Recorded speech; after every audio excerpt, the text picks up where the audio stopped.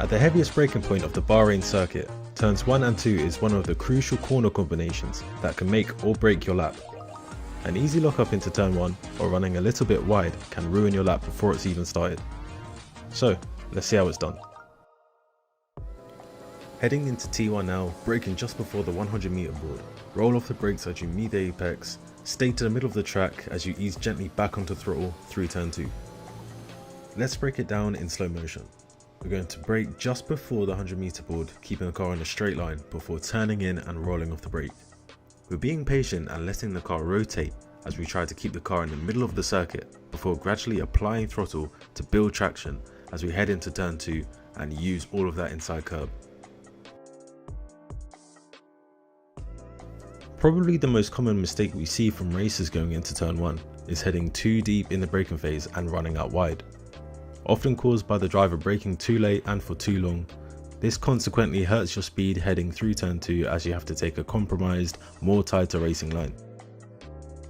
With the long traction phase after turn 1, going wide will have you on the throttle later, forcing you to build up traction for longer, giving you less downforce and grip going through turn 2. With the excitement of starting a quali lap, drivers can tend to want to give it 110% on the throttle and brakes. On the throttle in particular, we often see wheel spin become a common problem out of turn 1. Hitting the throttle too hard or too inconsistently can cause wheel spin and is another one of many ways to lose speed and grip going through turn 2. Make sure to gently ease on the throttle to about 60 to 70% as you reach the apex of turn 2 to maintain good speed and traction. Another common mistake we see at turn 1 is drivers hitting that inside curb. This heavily interrupts the stability of the car and pushes the car out wide, which then further hurts traction as you head into and through turn 2. Let's review those corners on the Track Titan platform, where we can compare ourselves to the official reference lap. Here we can see exactly where we turned in too early, hit the curb and run out wide as a consequence. Just from looking at the data, it really helps illustrate how that inside curb could throw the car from the ideal racing line. This is also shown from the focus zone in the speed graph. Right as we meet the curb, the focus zone highlights where we begin to lose lap time within the segment.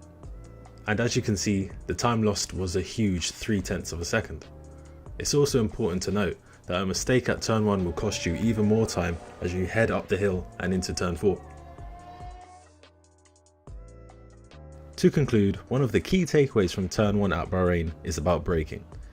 There is no need to be a hero on the brakes and potentially ruin your lap completely. So spot your braking in good time and try and avoid a lockup. Second is traction and stability. Make sure to maintain a good minimum speed at the apex and rotate the car to keep it into the middle of the circuit for maximum traction going through turn 2.